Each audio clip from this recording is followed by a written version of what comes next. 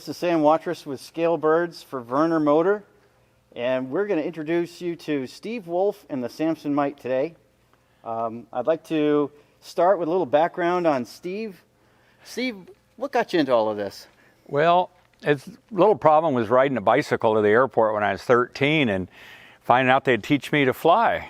And then I went home and told Mom and Dad, hey, they'll teach me to fly, but I got to have my parents' permission. They said, fine, you got our permission. I said, great.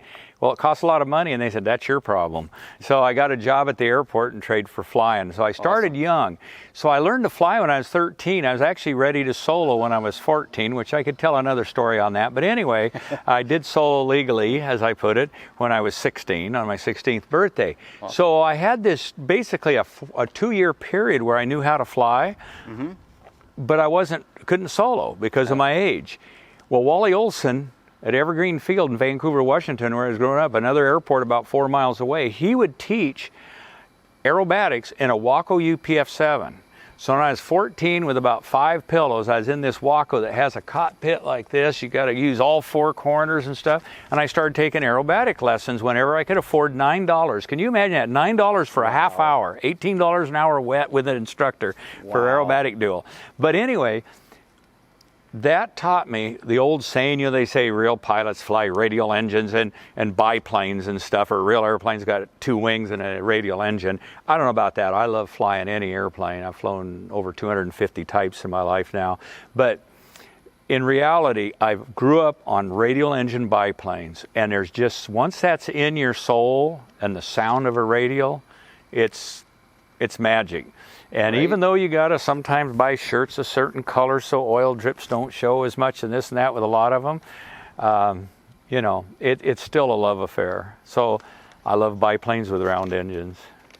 Wow. Now you also build airplanes and wings. And yeah. What's your history? What's your background there? Well, having kids at a young age and getting married and stuff, I wanted a Pitts. I started flying air shows with my old Champ, doing an engine off dead stick routine, but I wanted to have a Pitts in the worst way, the Pitts Special, like a biplane with high performance. So I bought the plans because I couldn't afford to buy one, so I bought the plans and started building. I was never afraid. I was taught by the guy that ran the FBO where I learned to fly. Howard Poe told me one day when he gave me something to do in the shop, I said, I can't do that. He says, what do you mean you can't do that? He says, Kent never did a damn thing. So I thought about that a lot as a young guy, and I thought, he's really right. If you tell yourself you can't do something, you won't. So I went and I found an old duffer that taught me how to weld, gas weld, and we practiced on tubing. I learned woodwork. I got into buying the plans and built my first Pitts. And so now I had a biplane. Awesome. So building airplanes. So then with other people, I started flying shows with my Pitts. And I'll have to admit, I got lucky. The smoke system really worked good. It's one of the smokiest Pittses out there. So then other air show performers with wimpier smoke systems said, hey, Steve, could you build me a smoke system? Yeah. So I started building smoke systems. Yet next thing I know, I was so busy building stuff for other people, I didn't have time to go to work anymore. So getting in the building business and airplane business was kind of by accident. It just happened. And it was also, once again, a love affair. Sure. How many planes have you built? People ask me that, and one day I need to take time to sit down and figure it out, but I think I've probably built 20 or 25 different ones. Probably the most notable airplane, of course, was my big Pitts Samson, which was a quarter scale bigger than this.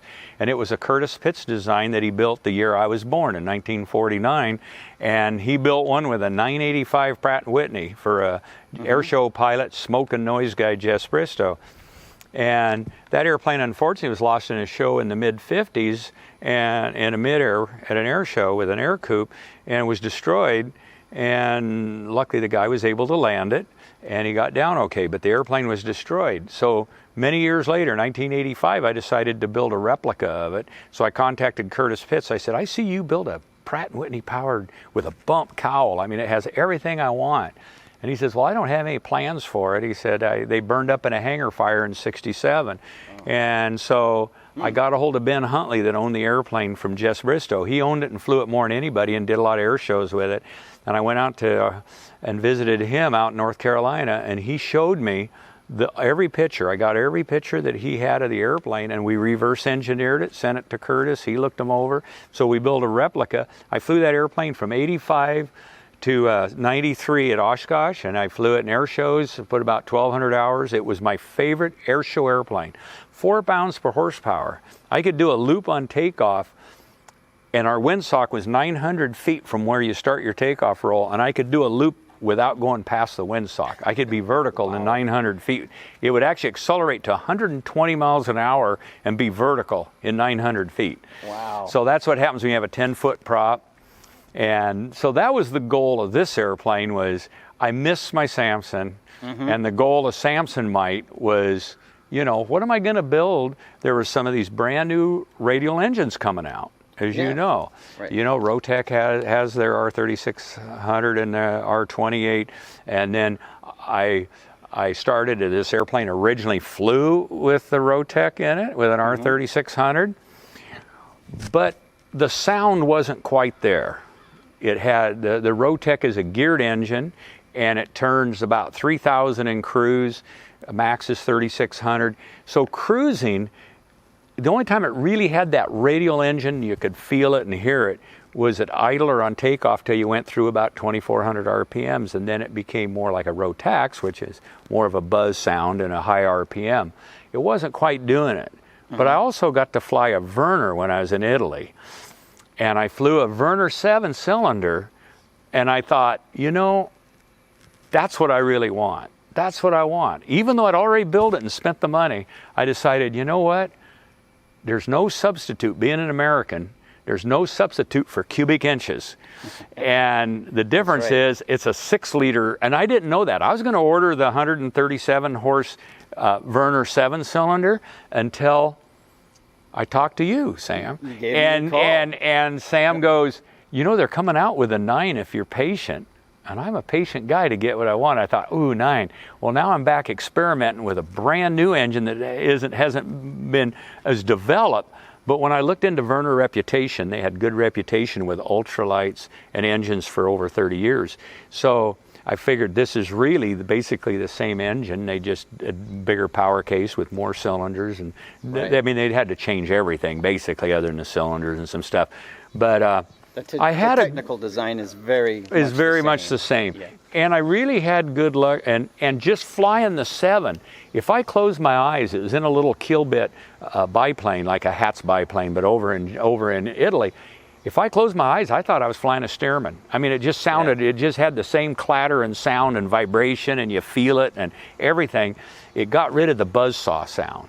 And I told Kathy, I said, you know, I don't want, a lot of people end up building airplanes, World War I stuff. They build airplanes that normally would have a radial or a rotary or whatever in it, and they end up putting a Lycoming in it for really just simplicity, dependability, don't burn oil, all this other stuff. You get away with a lot of romance, but it makes it simple. But I had to listen. I did not build this airplane to listen to a Lycoming. I've got a Pitts that has a Lycoming. Great engine, great airplane. I wanted to hear a radial. So go back to my days at 14 years old in the Waco, you know, and I flew AgCats for a living, spraying with biplanes and Pratt & Whitney engines, and then of course Samson and stuff. So, and I flew Twin Beaches a lot. There's just, the only thing better than a 985 Pratt & Whitney's 2 of them. So a Twin Beach has that, you know, or a Grumman Goose. But sure. So anyway, that's my theory on it. So I was intrigued with the Verner, and I looked into it, obviously with you, other people. I do remember how much the Italian, who spoke very little English, said, "We fly Verner now." He was very, very happy with his engine. And I was so impressed with the way it ran and everything. And there's some things I really like. It doesn't have to require a scavenge pump or electric pump to pump the oil. It's gravity fed. Gravity always works, you know. Right. One less thing to go wrong. And this has to be the best starting engine I've ever owned in any airplane, bar none. It's as good as the 985 Pratt & Whitney, which is really good. And, you know, it just fires up. And, you know, I'm still trying to get used to electronic fuel injection, some things I'm not computer savvy. But now that I have a guy here at the airport that knows how to do it, It downloads it in a computer. We make a few adjustments, put it in, and we're just having fun playing around with some different settings. But Right. anyway, Well, cool. And so you've explained why you did the Mite. How does it perform? well, it performs really good. Now, you know, like I said, I've flown it with the Rotec 3600 in it, which is rated 150 horsepower. And this engine's rated 158. And my personal opinion is that the Rotec is a little overrated. I think it's more like 135, 140 horse if I compare it to the empty weight of the airplane flying behind a Lycoming, if it was Lycoming horsepower. Right. Sometimes radial engines have a little different horsepower because you swing a bigger prop, lower RPM, more torque and this and that. When they said it was 158 horsepower, the thing I really like, I think it's more like 165 to 170 compared to Lycoming at least. And you know, and it definitely felt like it had at least 20 more horsepower than the R3600 Rotec. That was the one thing I definitely would have to say. It definitely pulls harder. And So how did that affect the performance? You've got numbers from both for climb and yeah, top my speed. my rate of climb actually has gone up. A cruise climb to altitude, not full throttle, but just a good push, about 2/3 throttle, and boring up to altitude at about 2,100 RPMs.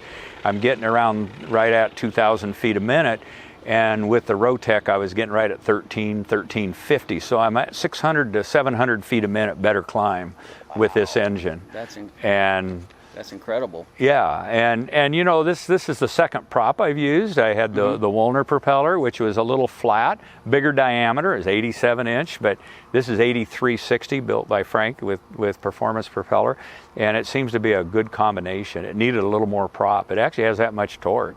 Wow. So I don't know about horsepower versus torque and all that, but you picture 3.6 liter versus 6 liter.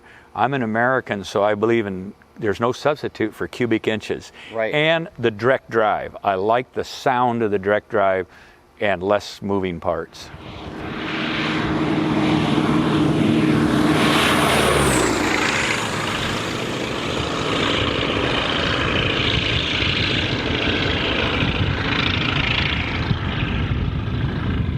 All right, let's talk a little bit about the weight of the engine. Well, you know, 233 pounds is about the weight of like an 0235 or 0290 Lycoming, Right. which is pretty amazing since it's 372 cubic inches, and you know, has 358 foot-pounds of torque, which is 8 foot-pounds more than a Lycoming 180 horse Lycoming puts out.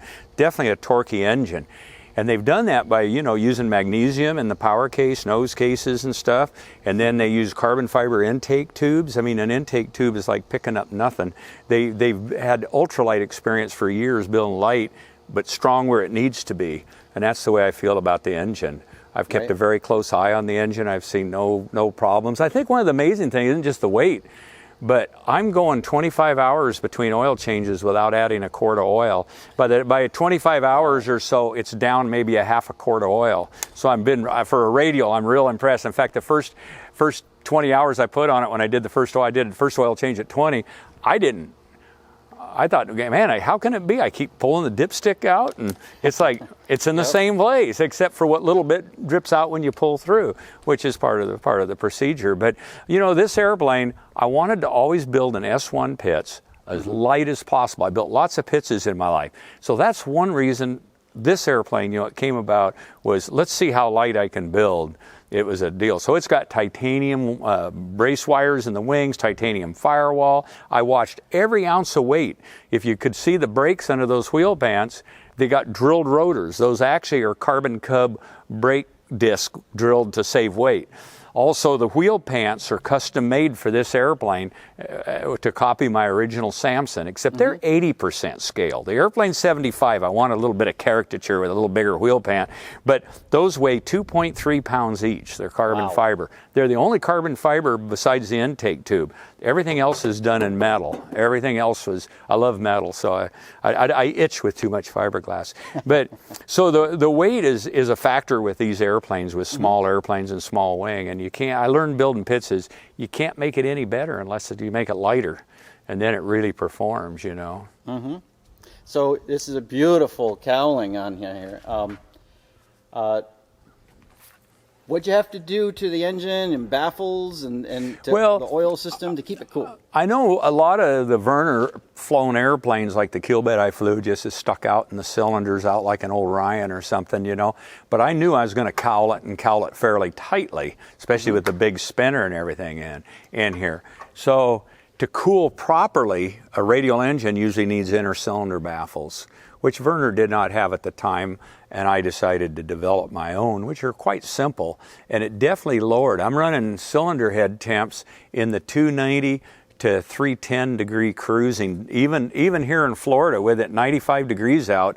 When I came in a little while ago, I was still under 300 degrees on the cylinder head temps. So it is working. It's working good. That's awesome. And so the baffling is very important. If I learned anything in 50 years of building airplanes, it's been, if air can't get out of the cowl, it won't go in, and you know, so you gotta, you know. Yeah, yeah. And then the oil system is a little different on this than the Rotec. Yeah, the Rotec had the high-mounted oil tank with a scavenge pump, engine-driven scavenge pump, and it didn't quite keep up. Okay. I had to. They also give you comes with an electric oil pump, scavenge pump to pump any, you know, like if it's idling, you need to turn that on to get it because the thin oil has a hard time. The engine pump doesn't pick it up real good. So you're always having to play around running the pump and doing this and that. And I found I just flew it with the pump on, and then my oil pressure, everything worked pretty good. The one thing that I love with the Verner is it's a gravity feed system that always works because the tank, it sits lower than the engine. Just like on a Lycoming or Continental, they have an oil pan that sits under the engine. The oil in the engine drains out. It has a pickup tube. This is the same thing, except the tank is down low. It's got the oil filter right on the nose case for oil change. I can just spin that spin-on filter off. Napa, Chevy oil filter. Right. And then I got a quick drain on the bottom down there. I don't have to take the cowl off. I can open the drain, do that, and put new oil in. It's that simple.